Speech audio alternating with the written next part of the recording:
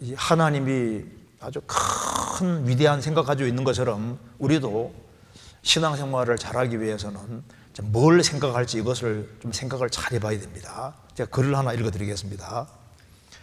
생각이 바뀌면 행동이 바뀌고, 행동이 바뀌면 습관이 바뀌고, 습관이 바뀌면 성격이 바뀌고, 성격이 바뀌면 운명이 바뀐다. 윌리엄 제임스라는 사람이, 그죠? 생각이, 이게 처음 시발점이 생각이에요, 생각. 생각이 바뀌면 행동이 바뀌고, 행동이 바뀌면 습관이 바뀌고, 습관이 바뀌면 성격이 바뀌고, 성격이 바뀌면 운명이 바뀐다. 맞잖아요. 사람은 나를 다 잊는다 할지라도 죽게 해서 나를 생각하는 것이 사실이라면 이것만큼 힘나는 것이 없습니다. 사실 내 주변에 친구들도 많고, 그리고 이제 나를 가까이 하는 사람이 많다 할지라도 내가 정말 어려워질 때 끝까지 남는 분은 보통 부모입니다. 그죠? 부모. 근데 여기에 다윗은 알았습니다. 이 기가 막힐 웅덩이와 수렁이 있고 이렇게 큰 죄를 지었음에도 불구하고 그래도 주님은 나를 생각하고 계셨구나 하는 걸 확실히 깨달은 겁니다. 자, 주님이 다윗만 생각하는 것이 아니잖아요. 우리 각자에 대해서 하나님이 생각하시는데 5절에는 우리를 향하신 주의 생각이 많다고 했습니다. 많고 얼마나 많은지 수를 셀 수도 없다. 이게 무슨 말입니까? 하나님은 사람을 향해서 어마어마한 많은 생각을 가지고 있다는 것을 말하고 있는 겁니다. 여기에 5절에 우리를 향하신 주의 생각도 많도소이다. 주의 생각이란 말이 나와 있죠. 하나님은 원리가 아닙니다. 하나님은 인격을 가지고 있는 거예요. 우리는 지금 이 우주도 물질이고 지구도 물질인데 물질 덩어리가 인격을 줄 수 없습니다. 우리가 지정의를 가지고 있는 것처럼 하나님도 지성과 감성과 의지를 가지고 있기 때문에 하나님은 생각을 가지고 있어요. 하나님은 감정을 가지고 계셔서 인간의 행동에 따라서 하나님이 기뻐하기도 하시고 슬퍼하기도 하십니다. 내가 행동하는 것 때문에 하나님이 기뻐하고 슬퍼하실까? 그 사실입니다. 자녀가 내가 행동을 잘하고 못하고에 따라서 어머니 아버지가 크게 기뻐하고 슬퍼하실까? 기뻐하고 슬퍼하죠. 조그만 거 하나 때문에 기뻐하고 슬퍼하는 것이 맞습니다. 그리고 하나님은 의지를 가지고 있습니다. 그 사람도 뭔가 계획을 세우고 추진을 할 수 있는 의지를 가지고 있잖아요. 하나님도 지정의를 가지고 계시기 때문에 계획을 수립하시고 계획을 추진하십니다. 하나님은 인격이에요, 인격. 그래서 여기에 우리를 향하신 주의 생각도 많도소이다. 하나님은 생각을 가지고 계십니다. 그래서 성부와 성자, 성령이 삼일체 하나님이기 때문에 생각을 가지고 계셔요. 성령도 생각을 가지고 있습니다. 성경 로마서 8장 보겠습니다.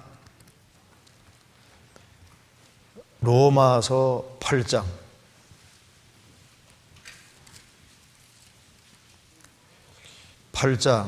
27절 26절부터 제가 읽어보겠습니다. 이와 같이 성령도 우리 연약함을 도우시나니 우리가 마땅히 빌 바를 알지 못하나 오직 성령이 말할 수 없는 탄식으로 우리를 위하여 친히 간구하시느니라. 마음을 감찰하시는 이가 성령의 생각을 아시나니 이는 성령이 하나님의 뜻대로 성도를 위하여 간구하심이니라. 죄를 사함받은 사람 속에 성령이 선물로 와 계시고 성령은 보혜사입니다. 파라클레토서 옆에서 도우시는 분입니다. 성령도 우리의 연약함을 도우시나니 우리가 마땅히 빌 바를 알지 못하나 오직 성령이 말할 수 없는 탄식으로 우리를 위하여 친히 간구하시느니라. 우리 각자를 위해서 친히 간절히 기도해 주고 있다는 것은 인격 가지고 있는 거잖아요. 마음을 감찰하시는 이가 성령의 생각을 아시나니 성령이 생각 가지고 있습니다. 그래서 이는 성령이 하나님의 뜻대로 성도를 위하여 간구하심이니라. 그래서 우리 속에 오신 성령께서 우리 각자를 위해서 다 기도하고 계십니다. 성령이 생각을 가지고 있으니까 성령은 인격입니다. 그래서 성령은 기뻐하기도 하고 슬퍼하기도 하고, 그래서 에베소 4장에 하나님의 성령을 근심하게 하지 마라. 성령이 근심할 수도 있고 기뻐할 수도 있는 겁니다. 그래서 주께서는 나를 생각하시오니 하나님은 생각을 가지고 있는 분입니다. 그래서 이 배후에 가장 훌륭한 인격을 가지신 분이 배후에 다 계시는 거예요. 그래서 최고의 인격자가 누굽니까? 하나님이십니다. 지금 컴퓨터는 두 가지 공리를 가지고 모든 걸 다 이제 계산한 거지 않습니까? 공리를 두 가지인데, 오늘날 이제 분자 생물학이 발달함으로 해서 모든 식물과 동물 속에, 세포 속에 유전정보 DNA가 들어있다는 게 확실히 밝혀지고, 그 DNA는 코드가 4개입니다. 아데닌, 구아닌, 시토신, 티민, 이 4개 조합으로 되어 있는데 이 코드가 얼마나 정교하게 되어 있는지 모릅니다. 그래서 이제 우리 시대에 DNA를 통해서 사람들이 뭘 아냐면은, 와, 배후에 최고의 지성을 가지신 분이 엄청난 설계로 모든 피조물을 만들었다는 것이 아주 확실해지는 겁니다. 그래서 배후에 어마어마하신 분이 계십니다. 그분이 바로 하나님이시고, 하나님이 생각을 가지고 있는데, 우리도 많은 생각을 하잖아요. 그 생각할 수 있는 힘을 하나님이 넣어주신 겁니다. 자, 좋은 사람 뭐 생각합니까? 좋은 생각을 하잖아요. 나쁜 사람 뭐 생각합니까? 맨 사기치고 나쁜 일을 생각하잖아요. 그러니까 이 생각이 가득한 걸 보면 그 사람을 알 수가 있는 겁니다. 그래서 평상시에 내가 주로 뭘 생각할까? 어떻게 하면 돈을 많이 벌까? 그거 생각하는 사람도 있잖아요. 어떻게 하면 좀 더 재미있게 살까? 그 생각으로 차 있는 사람도 있고, 어떤 사람은 세상적인 거 생각이 꽉 차 있는 사람이 있습니다. 이 세상 어딜 가든지 내 주만 생각하도다. 이제 우리가 이제 생각이라는 게 너무너무 중요한데, 잠언 23장에 대저 그 사람의 생각이었다 한즉 그 미인도 그러하다. 그 생각이 바로 그 사람입니다. 그 생각 보면 그 사람을 알 수 있는 거예요. 하나님은 하나님이십니다. 하나님이시니까 부모는 자녀에 대해서 많은 생각을 하잖아요. 결혼하면은 신랑은 신부를 왜 어떻게 할까 생각을 많이 합니다. 이 세상에서 그래도 위대한 일을 한 사람은 위대한 생각을 한 거. 이 전 인류를 위해서 무슨 좋은 일을 할까 그 생각을 하고, 생각이 결국은 결과를 낳는 겁니다. 그런데 하나님은 하나님이십니다. 하나님이시기 때문에 우리를 위해서 상상도 못하는 것을 하나님께서 준비해 놓으신 거예요. 우리를 향하신 주의 생각이라고 했습니다. 그리고 오늘 이 하나님이 아주 큰 위대한 생각 가지고 있는 것처럼 우리도 신앙생활을 잘하기 위해서는 뭘 생각할지 이것을 좀 생각을 잘 해봐야 됩니다. 제가 글을 하나 읽어드리겠습니다. 생각이 바뀌면 행동이 바뀌고, 행동이 바뀌면 습관이 바뀌고, 습관이 바뀌면 성격이 바뀌고, 성격이 바뀌면 운명이 바뀐다. 윌리엄 제임스라는 사람이, 그죠? 그 생각이, 이게 처음 시발점이 생각이에요, 생각. 생각이 바뀌면 행동이 바뀌고, 행동이 바뀌면 습관이 바뀌고, 습관이 바뀌면 성격이 바뀌고, 성격이 바뀌면 운명이 바뀐다. 그 맞잖아요. 이 파스칼이 팡세라는 책을 썼는데, 그 팡세가 원래 사유 생각이란 그런 뜻입니다. 그러니까 우리가 신앙생활을 잘하기 위해서는 생각을 잘해야 되는데요.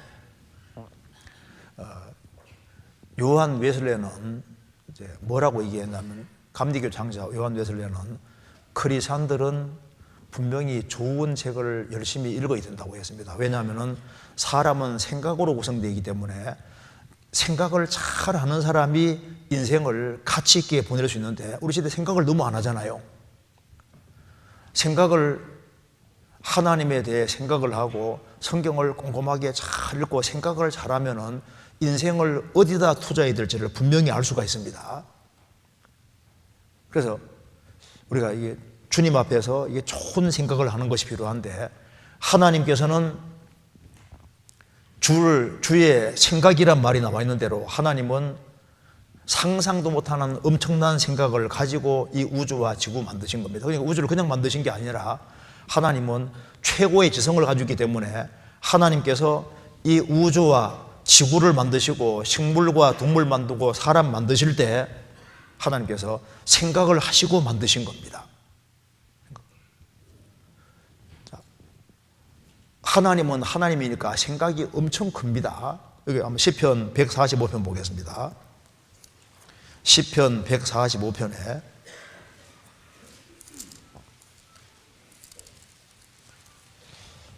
3절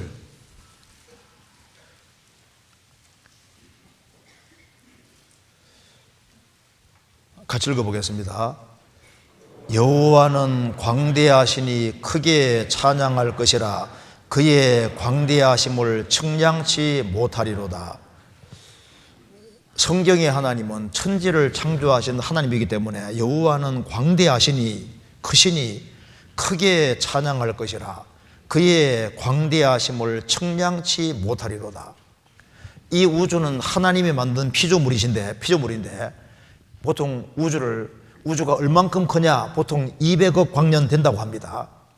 빛이 1초에 지구를 7바퀴 반 도는데 빛이 200억 년 동안 가는 거리, 우주가 얼마나 큰 거예요.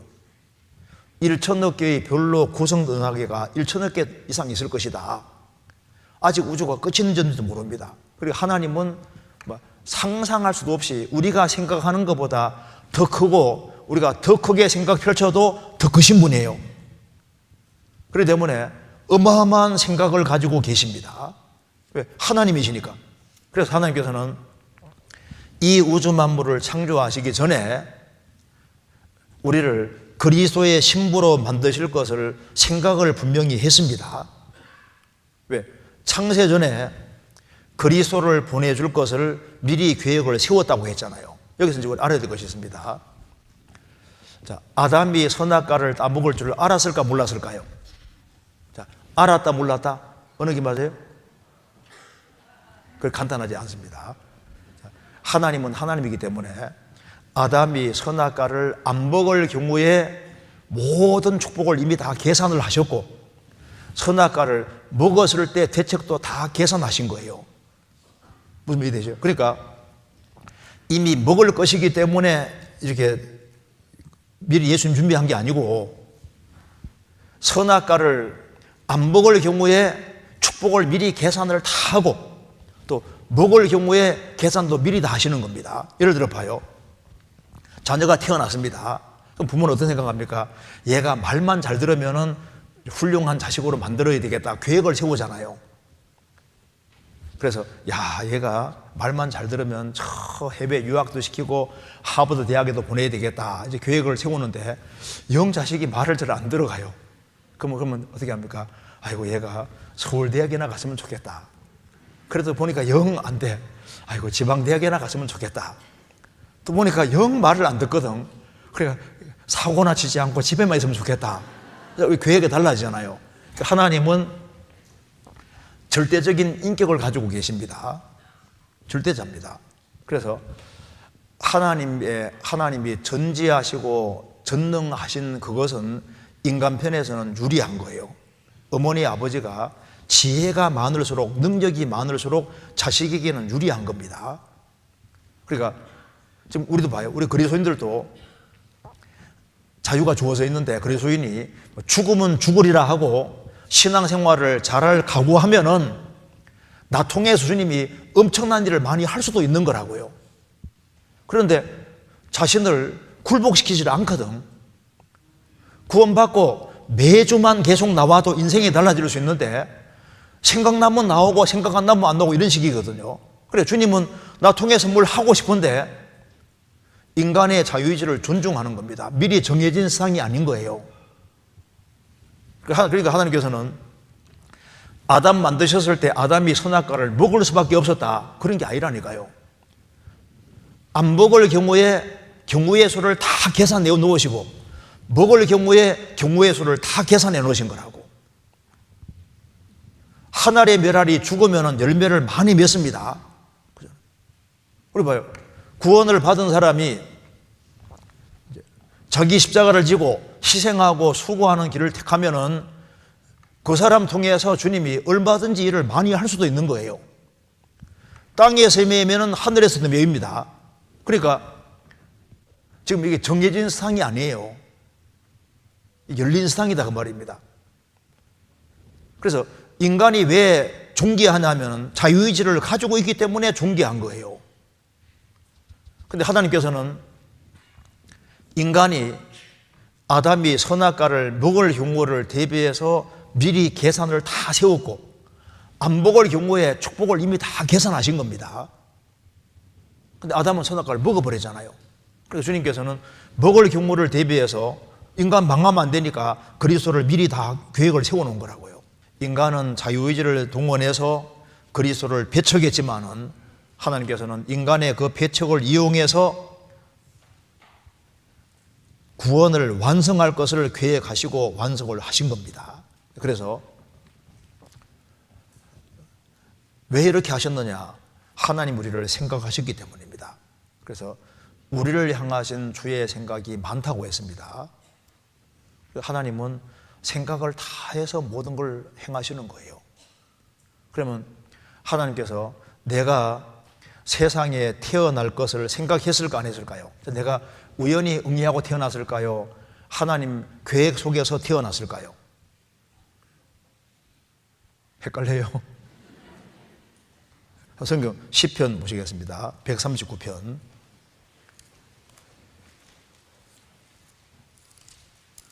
(139편)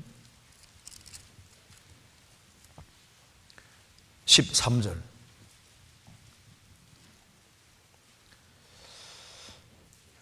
주께서 내 장부를 지으시며 나의 모태에서 나를 조직하셨나이다. 내가 주께 감사함은 나를 지으심이 신묘막식 하심이라. 주의 행사가 기이함을 내 영혼이 잘 아나이다. 주께서 내 장부를 지으시며 나의 모태에서 나를 조직하셨나이다. 나를 만드신 분은 하나님이십니다. 자, 참새 한 마리도 허락 없이 안 떨어진다고 하셨는데, 그럼 참새 한 마리도 허락 없이 안 떨어지면은 부모 통해 자녀가 응애하고 태어날 때 우연히 떨어진 겁니까? 아니잖아요. 하나님 허락하심 속에서 다 태어나는 거예요. 그러니까 지구상에 그렇게 많은 사람이 태어나도 진문이 똑같은 사람 없잖아요. 우리가 아는 대로 오른손의 정맥 구조 다 다르잖아요. 홍채가 다 다르고 체질이 다 다릅니다. 모양이 다 다르고 성격이나 모든 게 다 다릅니다. 그러니까 하나님이 계획 속에서 만드셨는데, 내가 한국에 태어나야 될지 인도에 태어나야 될지 어디 태어날지 그 결정하시는 분은 하나님이 그렇게 하신 거예요. 내가 가난한 가정에 태어날지 부한 가정에 태어날지 그 모든 것을 결정하시는 분은 하나님이십니다. 어떤 사람, 그러면 하나님 나 만들어줄 때 좀 이쁘게 만들어주지 왜 이렇게 못생기게 만들어주셨냐고. 영화 배우처럼 만들어주면 좋았겠어요? 우리 구원받고 나면요 적당하게 생긴 게 좋은 거예요. 그죠? 너무 잘나서, 저는 너무 잘난 사람 보면요 마음이 불안불안해요. 혹시 구원 안 받으면 어떡하나 그 생각이 듭니다. 좀 적당하게 생긴 게 좋죠. 사개오는 키가 작아잖아요. 그 마음, 그 컴플렉스가 있는데 그것이 구원받는 데 도움이 됐습니다. 그리고 못생기면 사춘기 시절에 유혹받을 일도 없고 얼마나 좋아요. 그러니까 이게 환경이라는 건 부차적인 것인데 중요한 건 마음의 태도입니다. 태도. 그러니까 환경이 열악한 속에 태어나서도 마음 태도를 바르게 한 배우에 하나님이 계시기 때문에 인생을 멋지게 만들어갈 수도 있는 거예요. 아무리 환경이 좋아도 삐딱한 마음을, 잘못된 마음 가지고 있으면 인생이 안 좋게 되는 겁니다. 사람은 이 영혼이라는 것은 이 지구보다 훨씬 큰 거예요. 환경이 결정적이냐? 아닙니다. 구약 성경에 보면은 아버지가 우상 숭배했다, 자식이 우상 숭배하면 그대로 심판하시잖아요. 아버지가 우상 숭배해도 자식은 하나님의 형상대로 지음받은 큰 영혼이 들어있기 때문에 인간은 작은 것이 아니라니까요. 애들도 지구보다 큰 영혼이 들어있는 겁니다. 영혼은 보세요. 우주를 다 마음속에 그려볼 수도 있잖아요. 인간이 조그만 존재가 아니라니까요. 지금요, 인간을 자꾸 짐승 비슷하게 만들어서 지금 그렇게 세뇌시켜 놓은 거예요. 인간은 조그만 존재가 아닙니다. 환경이라는 것이 절대적인 것이 아니에요. 인간은 상상도 못한 큰 영혼을 가지고 있는 거예요. 영혼을. 그래서 이 영혼이 바른 태도를 가지고 있으면 얼마든지 인생을 주님께서 만들어 갈 수 있는 겁니다.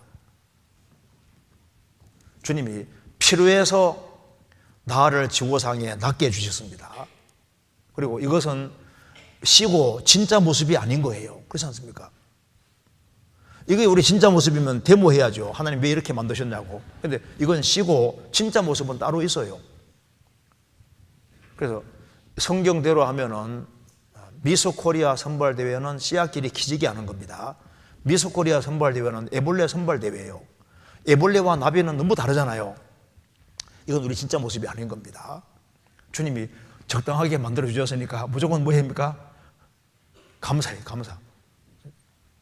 가난한 가정에 태어나게 해주신 것도 감사하고, 내가 적당하게 생긴 것도 감사하고, 못생긴 것도 감사하고, 모든 걸 감사해야지 맞죠. 왜? 필요해 주님이 딱 적당하게 해주신 거예요.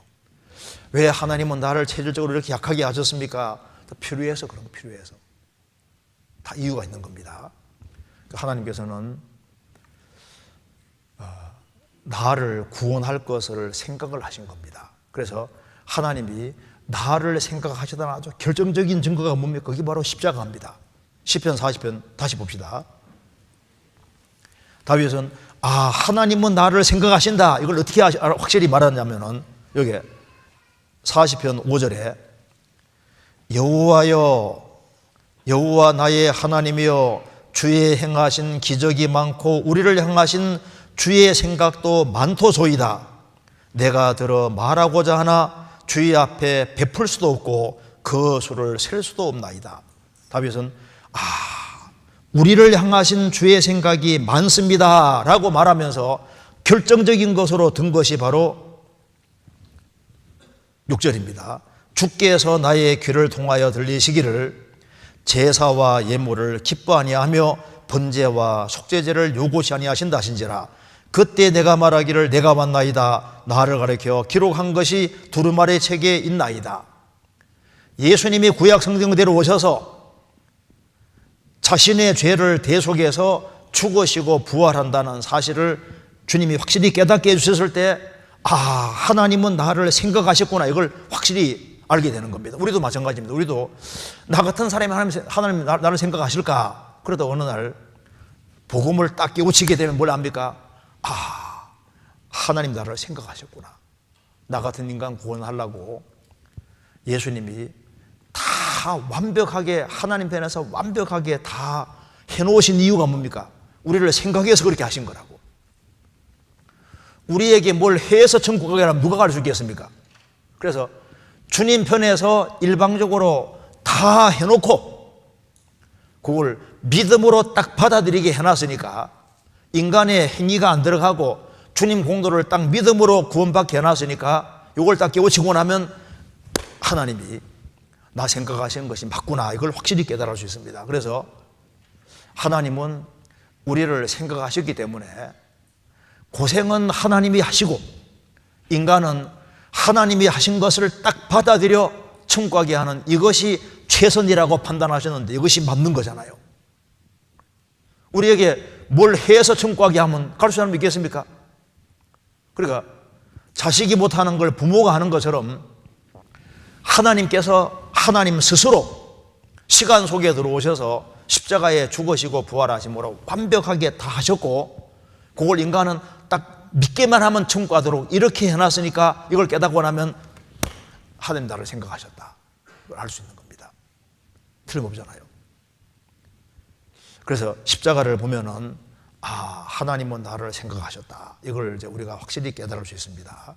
그리고 복음을 깨닫고 난 이후에 우리의 과거를 쭉 돌이켜보면은 정말 하나님이 나를 생각을 많이 하셨다는 것을 우리가 알 수 있습니다. 이사야, 여기 예레미야 예가 보시겠습니다. 예레미야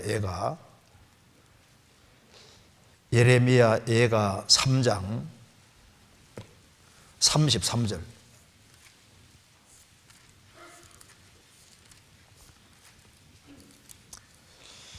33절 같이 읽어보겠습니다. 주께서 인생으로 고생하며 근심하게 하심이 본심이 아니시로다. 우리가 이제 구원받고 난 이후에 구원받기 전을 쫙 돌이켜봤을 때 왜 주님이 내게 고생도 주고 근심도 주셨을까? 이것이 하나님의 본 마음이 아니었다는 것도 깨닫게 됩니다. 주께서 인생으로 고생하며 근심하게 하심이 본 마음이 아니다. 하나님께서는 우리가 고생하는 거 원하시겠습니까? 고통하는 걸 원하시겠습니까? 아니에요. 왜 그렇게 했냐면 우리로 하여금 그리스도를 발견하게 하기 위해서 주님이 이렇게 코너로 몰아가셨던 겁니다. 그래서 호세아 2장에 보면은 그러므로 내가 가시로 그 길을 막으며 담을 쌓아 그 길을 찾지 못하게 하리니, 인생이 하나님 등지고 가면 망하니까 인생 앞에 가시를 두셔서 많은 찔림이 있고 고통이 있고 아픔이 있게 하시는 겁니다. 돌이키게 하려고. 그래도 가시길을 해시고 계속 뒷길로 가면 주님이 사방에 담을 쌓아서 꽉 막히게 하는 겁니다. 왜 코너에 물리게 하시느냐? 그러니까 돌이켜서 십자가의 도를 깨닫고 구원받게 하기 위해서 주님이 고통이라는 걸 주셨다 말입니다. 그래서 주께서 인생으로 고생하며 근심하게 하심이 본심이 아니시로다. 하나님께서 내게 고통을 왜 주셨느냐? 돌이켜보면 나 생각해서 그렇게 하신 겁니다. 우리가 만사가 형통하고 잘 됐다면 하나님 품에 안 돌아왔을 수 있잖아요. 그래서 이사야 38장 17절에 보옵소서 내게 큰 고통을 더하신 것은 내게 평안을 주리 아심이라. 주께서 나의 영혼을 사랑하사 멸망의 구덩이에서 건지셨고 나의 모든 죄는 주의 등 뒤에 던지셨나이다. 내게 왜 큰 고통을 더하셨느냐? 미워서가 아니라 내게 진정한 평안을 주기 위해서. 멸망에 떨어지면 안 되니까 멸망의 구덩이에서 건지셨고 나의 모든 죄는 예수님 등 뒤에 던졌습니다. 이 사실을 깨닫게 해주시려고 하나님이 수고와 슬픔과 고통을 주셨다 그 말입니다. 구원받으면 확실히 알 수 있잖아요. 구원받고 나면은 이런 생각이 듭니다. 야, 나 한국에 태어나기에 정말 잘했네. 그리고 가난한 가정에 태어나기에 정말 잘했네. 우리도 어릴 때요, 저희 아버지가 이제 사업을 해서 이제 돈을 좀 많이 벌었는데 사업이 망해가지고 한 방에 8 식구들이 오글오글 같이 잤는데 추운 겨울 되면요, 이제 구들 여기 이제 온도를 있지 않습니까? 여기 이제 발 쪽으로 이제 내물에 따뜻하니까 서로 발을 밑으로 내밀라고 지금부터 기억이 생생해요. 그런데 한 방에 8명 자는 것도 그것도 재밌었는데, 그러니까 어릴 때 가만히 돌이켜보면요, 아이고 저희 집이 너무 잘 돼가지고 이제 육신적으로 잘 됐다면요, 그러면은 그게 생각하면 안 좋아할 수도 있게 생각이 듭니다. 그러니까 이제 이 생을 살아가는 가운데 모든 상황 자체를 가만히 생각해 보면 이게 다 은혜인 거예요. 그래서 가난하게 사는 것도 좋았고, 또 그리고 이제 내가 살아가는 가운데 여러 가지 어려운 걸 겪은 것이 가만히 돌이켜 보면은 구원받는 데 다 도움이 됐습니다. 제 얘기에 잠깐 죄송한데요, 제가 고등학교 이제 중학교 이제 제가 이제 8살에 학교 들어갔는데 원래는 7살에 들어가야 되는데 저희 누나가 이제 학교 갔다 오면 자꾸 얻어맞고 오니까 저희 아버지가 저를 꿀려서 1살 더 먹게 해가지고 8살에 학교를 넣었습니다. 그런데 그 당시에 막 의무교육 때문에 막 산에서 막 의무적으로 애들이 막 내려와서 강제로 학교에 이제 입학시켰기 때문에 나이가 많은 애들이 꽤 있었습니다. 그러니까 약간 한 대 하나를 키워서 집어넣은 겁니다. 그런데 저희 어머니 아버지가 너무 바빠가지고 이제 저는요 그냥 8살 될 때까지 학교 들어갈 때까지 멍하니 아무 생각 없이 살았습니다. 그럼 아무것도 배운 것도 없고 누나 뒤만 졸졸 따라다니고 대화를 뭐 별로 하지도 않고 했으니까 멍한 상태로 있다가 학교 들어간 거예요. 들어가니까 도대체 선생님이 무슨 말을 하는지를 모르겠더라고. 그래서 완전히 막 헤맸죠. 헤맸는데 중학교 이제 1학년 1학기쯤 지나가니까 이게 좀 철이 들더라고. 우리 어머니 고생하는데 좀 공부 좀 해야 되겠다. 그래서 이제 한 달 동안 방학 내내 엉덩이를 붙이고 이제 공부를 한 겁니다. 그러니까 한 달 공부하니까 엉덩이에 딱 붙더라고. 그때부터 습관이 생겨서 이제 공부를 하기 시작했습니다. 그래서 이제 고등학교 1학년 들어가서 그 1학년 1학기 때 지나가면서부터 눈이 이상하게 바뀌는 거예요. 그래서 제가 제일 뒷자리에, 키가 크니까 뒷자리에 앉았는데 아이고 칠판이 잘 안 보이니까 이제 안경 바꿨으면 이게 며칠 못 가니까 그래서 이거 앞자리 앉게 해달라는 말을 하면 되게 좋겠는데 제가 말을 잘 하는 성격이 못 돼가지고 그 선생님에게 앞자리 좀 앉게 해달라는 말을 해야 되는데 매일 가면은 그걸 말해야 된다고 생각하는데 말 못하는 거예요. 그래서 3년 동안 끙끙 앓기만 하고 말을 못했습니다. 그러니까 이제 스트레스를 많이 받죠. 어떻게 하다가 이제 대학에 들어왔는데 제가 이런 생각했습니다. 야, 내가 눈만 좋으면 한가득 했을 텐데 뭐 이 생각을 많이 상상으로 많이 했습니다. 눈만 좋았다면 뭘 좀 했을 텐데 이 생각을 많이 했는데 그래서 대학에서 올라와서 이제 구원을 딱 받게 된 거예요. 구원 받으니까 모든 상황이 다 감사로 바뀌면서 야, 정말 이게 은혜였다. 내가 눈도 좋고 만사가 형통하고 잘 됐으면 내가 교만에서도 구원 받았겠나 이런 생각하니까 구원을 딱 받고 나니까 모든 것이 정말 감사로 딱 바뀌더라고요. 우리 구원 받으면은 모든 주변 환경을 감사로 받을 수 있는 힘이 옵니다. 그러잖아요. 그래서 야, 하나님이 나 같은 사람을 생각해서 이렇게 하셨구나 하는 걸 생각하니까 너무 감사한 거예요. 내게 큰 고통을 더하신 것은 미워서가 아니라 내게 정말 평안 주려고 하셨다는 걸 우리가 알 수 있는 겁니다. 그리고 구원을 받고 난 이후에도 하나님은 나를 생각하시기 때문에 내가 거할 교회를 딱 준비해 놓으신 겁니다. 내가 구원받고 나니까 교회가 있더라고. 구원을 받았는데 교회가 없으면요, 내가 어떻게 신앙생활을 할 수 있겠습니까? 내가 구원받고 나니까 주변에 좋은 형제 자매들이 있는 겁니다. 교회가 없으면 우리가 신앙생활을 잘할 수 있겠습니까?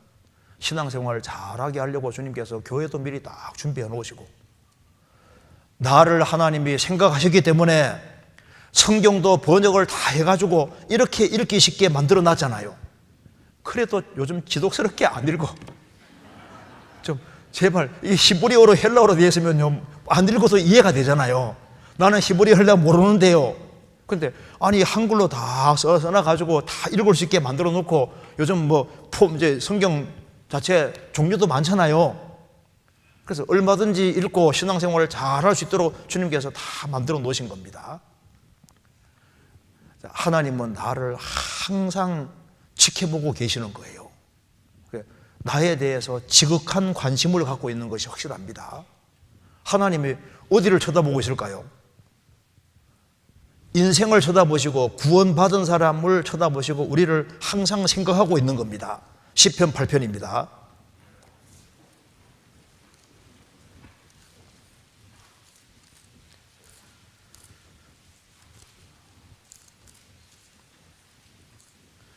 시편 8편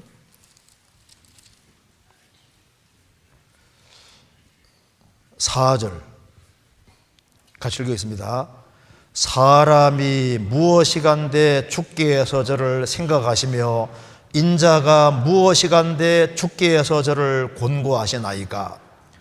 사람이 무엇이간데 하나님이 사람을 생각하시며 인자가 무엇이간데 사람이 도대체 뭐길래 죽게 해서 저를 돌보십니까? 인간은 하나님의 형상이기 때문에 하나님이 항상 우리에 대해서 관심을 기울이고 있는 겁니다. 욥기 7장 적겠습니다. 7장 17절 27장 17절부터 19절까지 같이 한번 읽어보겠습니다. 사람이 무엇이간데 주께서 크게 여기사 그에게 마음을 두시고 아침마다 곤징하시며 분초마다 시험하시나이까. 주께서 내게 눈을 돌이키지 아니하시며 나의 침 삼킬 동안도 나를 놓지 아니하시기를 어느 때까지 하시리이까. 하나님, 사람이 무엇이길래 하나님이 사람을 크게 여기십니까? 사람이 도대체 뭐길래 이 우주 만물을 창조하신 하나님이 그 지극히 작은 피조물에게 마음을 두십니까? 그리고 아침마다 곤징하시며 분초마다 시험하시나이까. 주께서 내게서 눈을 돌이키지 아니하시며 나의 침 삼킬 동안도 나를 놓지 아니하시기를 어느 때까지 하시리이까. 부모는 자녀에게 항상 마음이 가 있습니다. 학교 입학식 할 때 애들이 그렇게 많아도 어디 눈이 가 있습니까? 자기 아이에게 눈이 다 가 있잖아요. 그렇죠? 하나님의 관심은 사람에게 있는 겁니다. 하나님은 우리를 생각하시기 때문에 우리를 여기 혼내킬 때도 무조건 혼내키시는 것이 아니라 생각을 잘해서 깊이 생각하는 속에서 혼내키시는 거예요. 뭐 홧김에 혼내는 게 아니라 어떻게 하면 우리가 잘 될지를 아시기 때문에 그걸 다 생각해서 우리에게 징계를 하시는 겁니다. 그렇죠? 그러니까 하나님은 부모가 자녀를 혼내킬 때 인격이 훌륭하신 부모는 혼내킬 때도 생각을 많이 해서 어느 정도 혼내켜야 될지 다 계산해가지고 혼내키잖아요. 하나님도 마찬가지입니다. 성경 예레미야 31장 예레미야 31장 20절.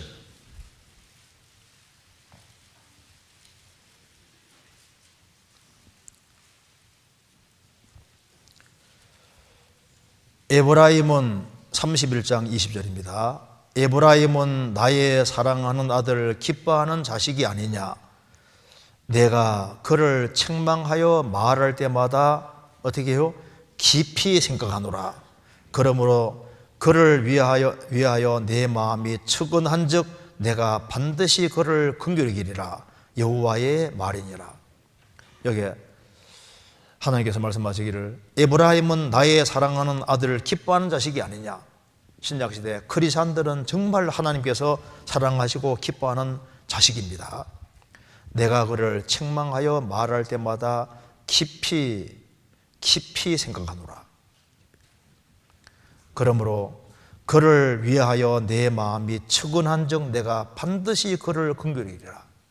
주님께서는 우리를 불쌍히 여기는 마음을 가지고 징계도 하시는 거예요. 그리고 하나님은 하나님이십니다. 그래서 다윗은 말합니다. 우리를 향하신 주의 생각이 많다고 했습니다. 하나님은 우리를 생각하시니까 우리를 어떻게 하면 훌륭하게 만들까, 그걸 생각할까 안 할까요? 생각하죠. 부모는 자녀가 태어나면 얘를 잘 길러서 어떻게 하면 훌륭한 자녀 만들까 생각을 하잖아요. 하나님께서도 구원받은 사람을 어떻게 하면 훌륭하게 만들까를 생각을 하시고, 그래 생각을 다 하시기 때문에 고난도 허락하시는 겁니다. 고난을 왜 주시냐 하면은 그게 하나님이 깊이 생각했기 때문에 고난 주시는 거예요. 구원받을 때도 구원받게 하기 위해서 어려움을 주신 것처럼 구원받고 난 다음에도 우리를 훌륭한 사람을 만들려고 주님이 계획을 세우시기 때문에 고난을 주시는 겁니다. 야곱은 얍사바다, 교활하다, 간사하다 그런 뜻이잖아요. 자, 이삭이 에서와 야곱을 낳았습니다. 그런데 간발의 차이로 야곱은 동생이 되는 겁니다. 그래서 야곱은 자라가면서 내가 조금만 일찍 태어났으면 내가 장자가 되는 건데 그 생각을 많이 했을 거 아니에요. 그래서 이제 이삭이 아버지니까 아브라함의 하나님, 이삭의 하나님에 대해서 쫙 배워갈 때마다 야, 이 하나님이 크신 하나님인데 이 축복을 내가 받아야 되는데 형이 받게 됐으니까 이 축복을 사모하는 마음이 굉장히 큽니다. 창세기 25장에 에서는 익숙한 들 사람이라 했습니다. 익숙한 사냥꾼이므로 들 사람이 되고, 야곱은 종용한 사람이므로 장막에 거하니. 그래서 에서와 야곱이 같이 아버지에게 교육을 받을 때, 아버지가 말할 때 야곱은요 종용한 사람이니까 아버지가 말하는 걸 딱 듣고 자꾸 생각을 하는 겁니다. 그런데 에서는 익숙한 들 사람이니까 처음에는 아버지 말씀에 귀를 기울여 들었지만은 자꾸 시간 나면 바깥에서 뛰어다니면서 짐승을 잡다 보니까 그게 너무 재밌는 거예요. 그래서 아버지가 이제 얘기를 쭉 하면요, 아이고, 우리 아버지 설교 언제 끝나나? 그러면서 아버지가 설교해도 얘기해도 앞에 노루가 막 뛰어다니는 거예요. 이게 빨리 끝나면 빨리 노루 잡으러 가야지, 이런 식입니다. 그래서 바깥 활동을 계속 하다 보니까 이제 익숙한 사냥꾼에 대해서 그 당대 가장 유명한 사냥꾼이 됩니다. 사람도 아주 와일드하고 아주 체력도 좋고 막 뛰어다니고 해서 익숙한 들사람이 되어 있는데, 야곱은 아버지가 말할 때마다 그걸 듣고 자꾸 생각을 하다 보니까 하나님이 점점 커지게 됐고, 에서는 바깥하고 활동을 계속하다 보니까 눈에 보이는 세계가 커지게 됐습니다. 결국에는 장자의 명분은 점점 작은 것이 되고, 나중에는 팥죽 한 그릇만도 못하는 사소한 것이 되어버렸습니다. 그래서 그날따라 사냥하러 갔는데 아무것도 얻지 못해서 너무 피곤해서 이제 먹고 싶은 생각밖에 없어요. 근데 그때 야곱이 아주 맛있는 팥죽을 쓰고 있었잖아요. 그러니까 그럼 너무 먹고 싶은 거예요. 그래서 동생아 제발 좀 달라 하니까 맨 입으로 안 돼요. 형님 장자 명분 내게 파시오. 니 해라. 그 말고 맹세까지 하시오. 이제 내가 죽게 되었으니 뭐 장자 명분 무슨 필요냐고 맹세하고 팥죽 먹고 갔잖아요. 그런데 에서는 장자 명분을 경홀히 여겼다고 했습니다. 야곱이 장자 명분 차지하잖아요. 그 장자 명분이 얼마나 중요한데 까딱 잘못했으면은 아브라함의 하나님, 이삭의 하나님, 에서의 하나님이 될 뻔했는데 야곱 하나님이 되잖아요. 그래서 하나님께서는 야곱을 축복하시고, 야곱은 축복을 받았지만은 야곱이 꾀가 많은 겁니다. 하나님께서 야곱을 좀 훈련시켜야 되겠다 생각했기 때문에, 그 야곱은 너무 꾀가 많으니까 어떻게 야곱 육신의 껍질을 벗길까 생각하고 이렇게 보시니까, 야, 이 야곱보다 단수가 높은 사람 찾아야 되는데 보니까 라반 집인 라반집. 라반이 아주 고단수입니다. 거기에 집어넣어서 20년 동안 처가살이 하게 해서 얼마나 고생을 많이 했습니까? 주님이 야곱을 생각했기 때문에 그 처가살이 20년을 하게 딱 만드신 겁니다. 그래서 그 속에서 야곱의 육신이 벗겨지고, 나중에 야복강으로 주님 몰아가지고 육신의 껍질을 정말 벗겨주시고 야곱을 이스라엘로 바꿔주시잖아요. 그러니까 하나님이 생각을 하고 계획을 하신 겁니다.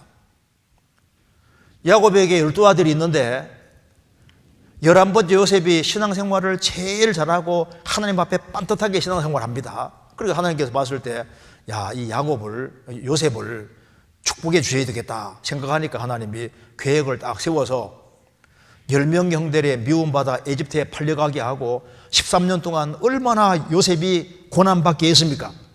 왜 하나님이 요셉을 에집트에 팔리는 걸 허락하시고 13년 동안 그렇게 에집트에서 고생하고, 그 다음에 보디발 아내 때문에 억울한 누명 쓰고 또 감옥도 가게 하고 이런 걸 왜 허락하셨냐 하면은 요셉을 미워해서가 아니라 요셉을 생각하셨기 때문에 주님이 그렇게 13년 동안 고생하게 하시고 나중에 총리로 딱 만들어버리잖아요.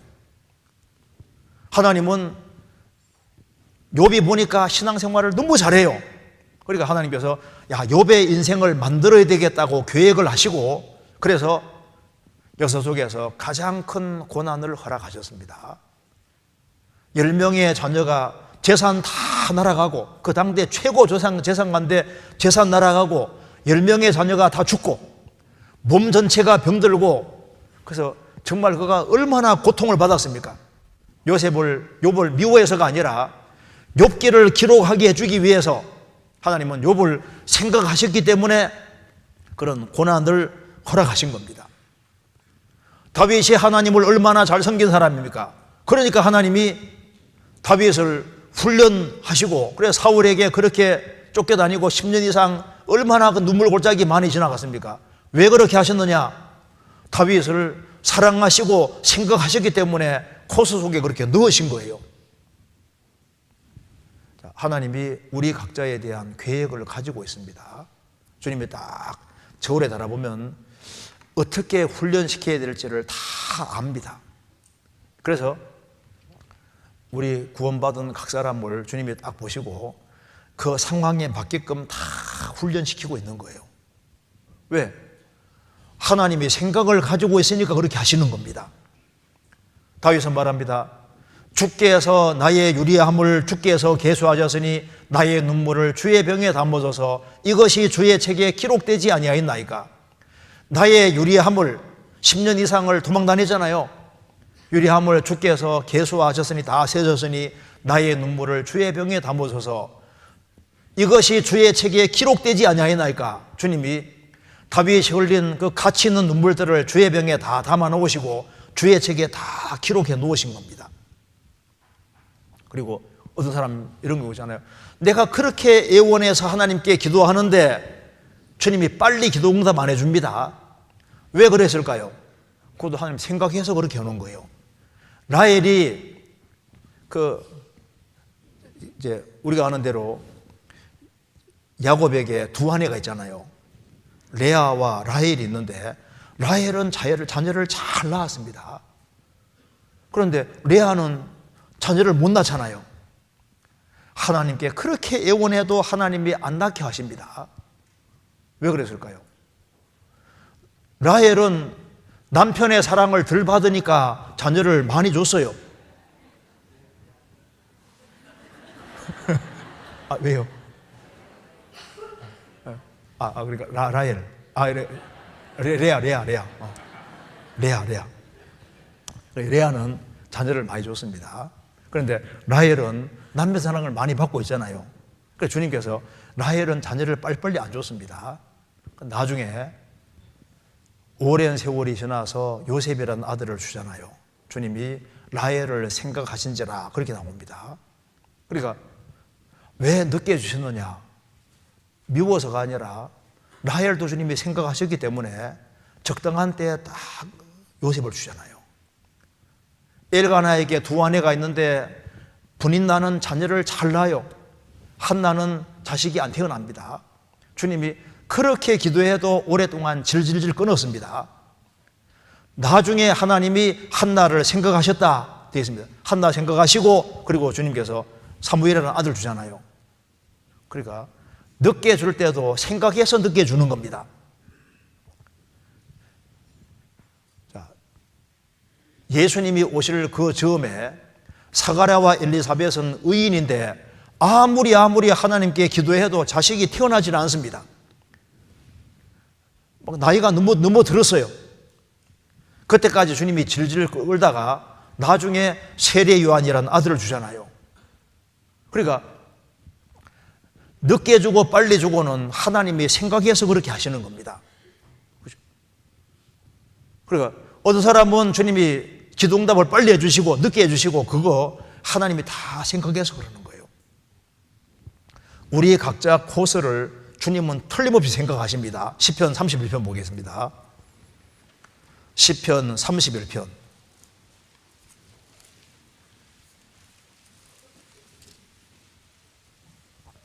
15절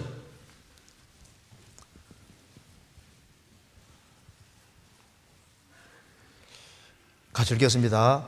내 시대가 주의 손에 있사오니 내 원수와 핍박하는 자의 손에서 나를 건지소서.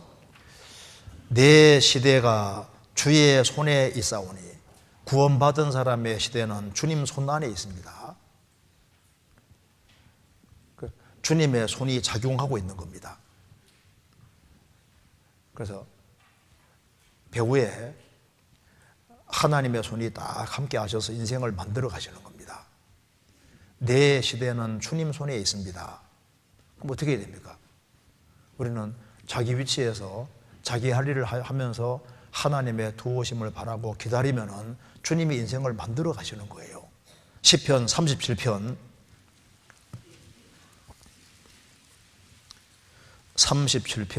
3절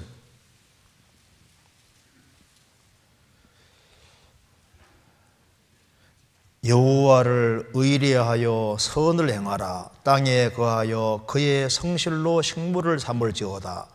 또 여호와를 기뻐하라. 저가 내 마음의 소원을 이루어 주시리로다. 너의 길을 여호와께 맡기라.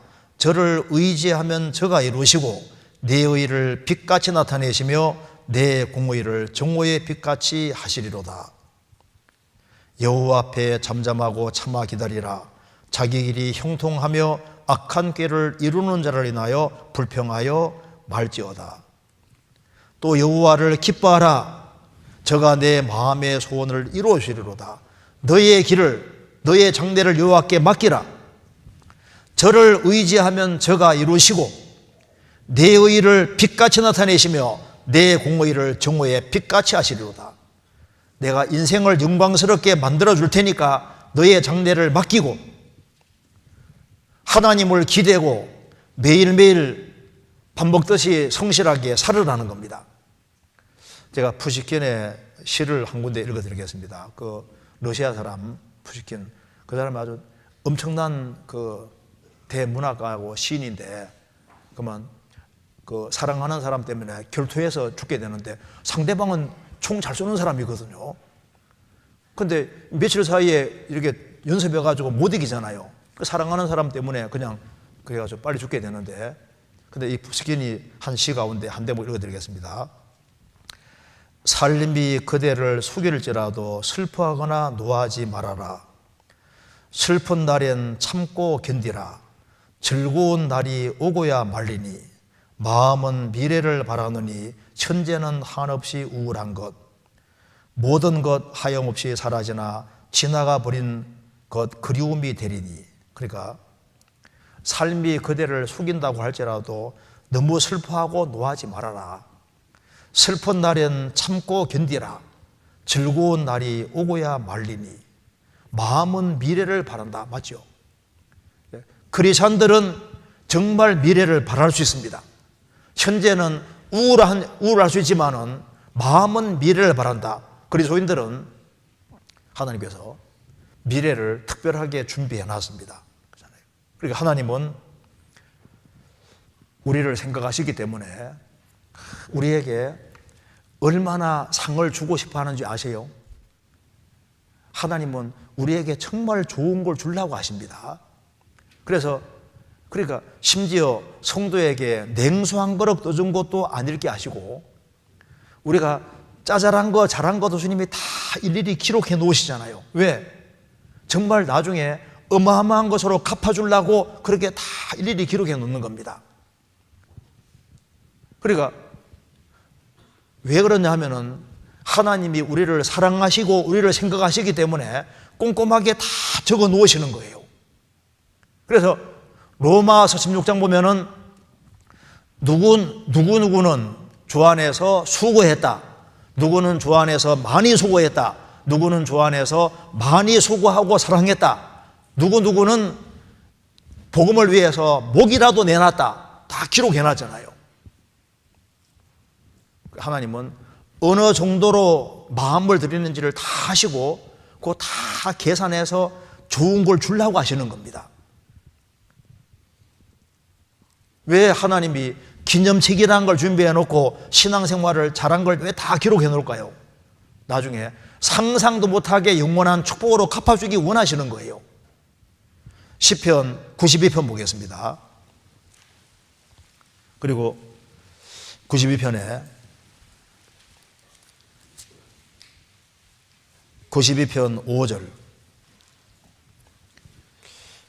하나님의 생각의 특징이 여기에 기록되어 있습니다. 5절에 여호와여 주의 행사가 어찌 그리 크신지요 주의 생각이 심히 깊으시니이다. 하나님의 생각은 깊습니다. 얼른 이해하기 어려울 수 있어요. 하나님은 깊이 생각해서 어떤 일을 행하시는 겁니다. 그래서 우리에게는 믿음이라는 게 필요합니다. 여기 악인에 대해서는 7절에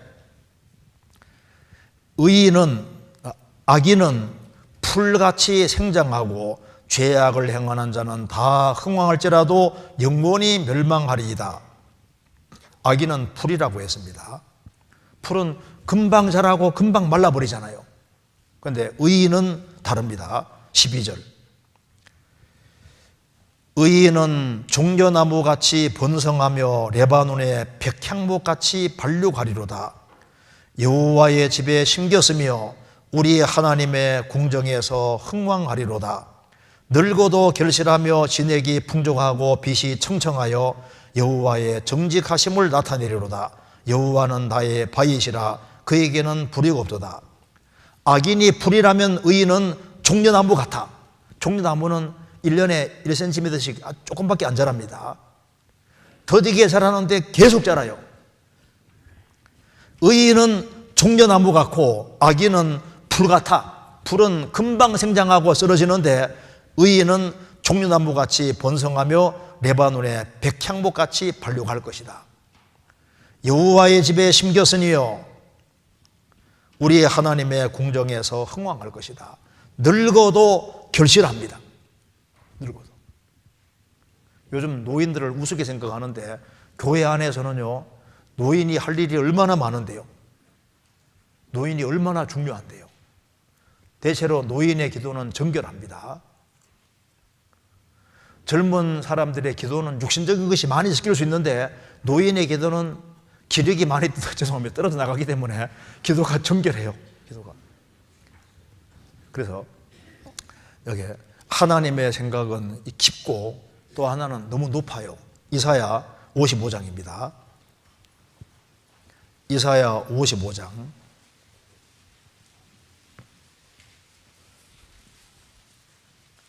8절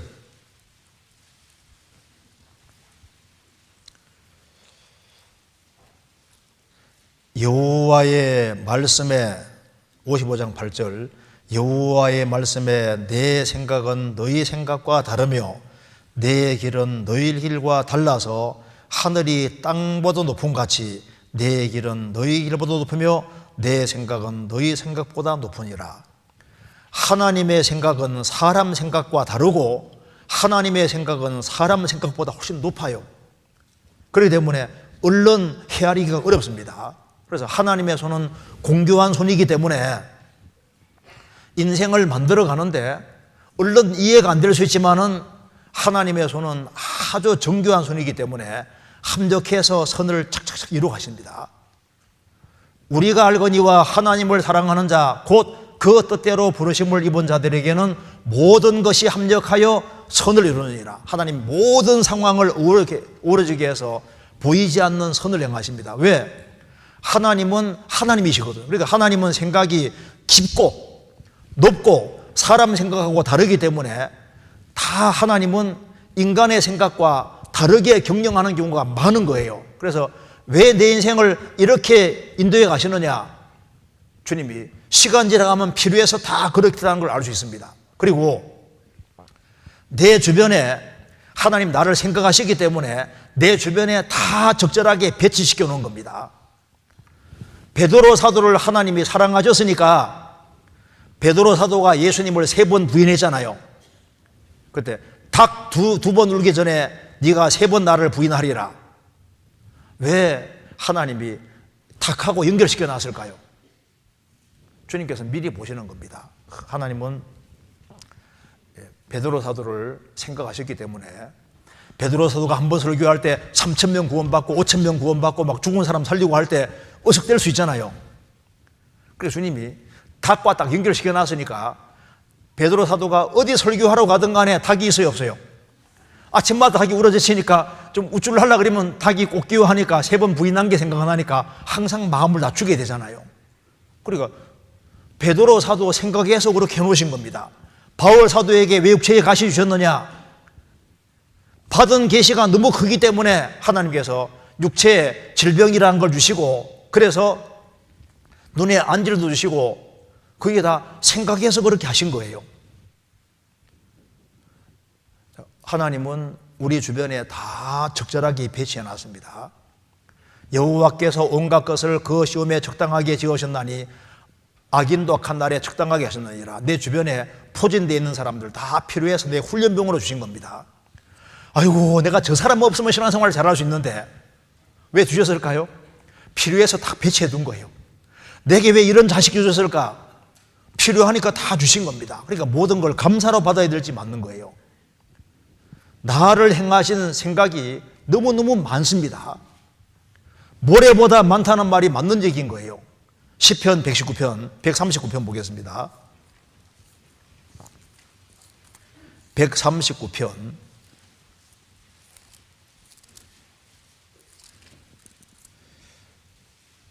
17절.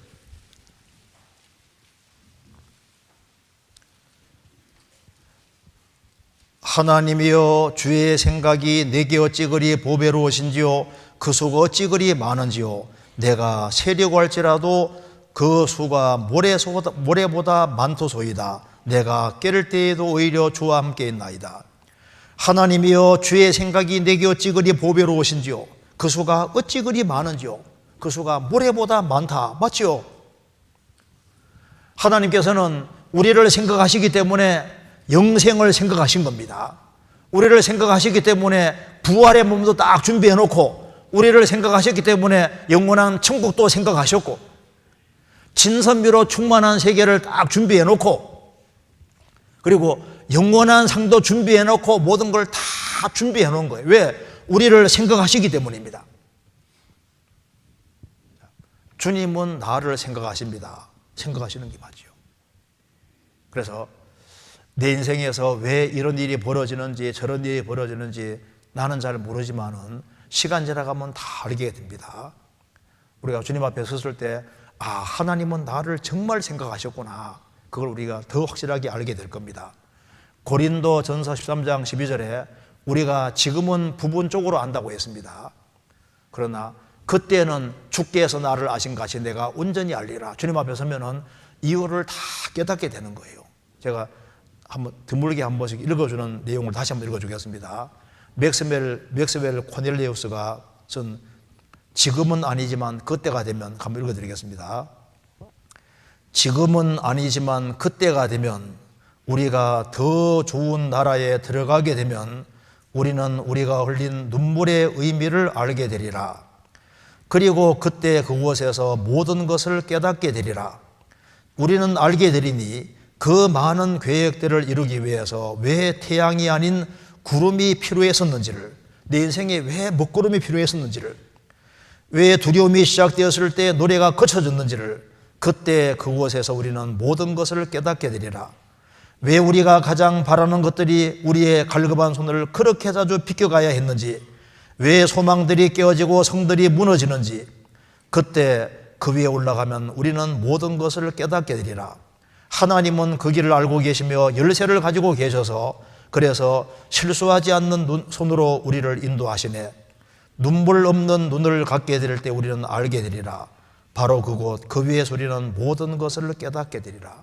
지금은 이해 안 되는 게 많지만은 저 위에 서게 되면은, 아, 하나님이 다 생각하셔서 이런 코스를 엮어 주셨구나, 그걸 우리가 알게 된다고 말입니다. 그래서 하나님은 우리를 항상 생각하시니까 우리는 뭘 생각해야 됩니까? 하나님은 우리를 항상 생각하시는데 우리도 하나님에 대해 생각을 많이 해야 됩니다. 그리고 하나님 앞에 내가 어떻게 살아야 될까? 어떻게 하나님께 영광 돌려야 될까? 그리고 어떻게 하면 더 많은 사람을 주님 품으로 인도할까? 이런 것들을 우리가 생각을 하고 우리가 살아야 될 겁니다.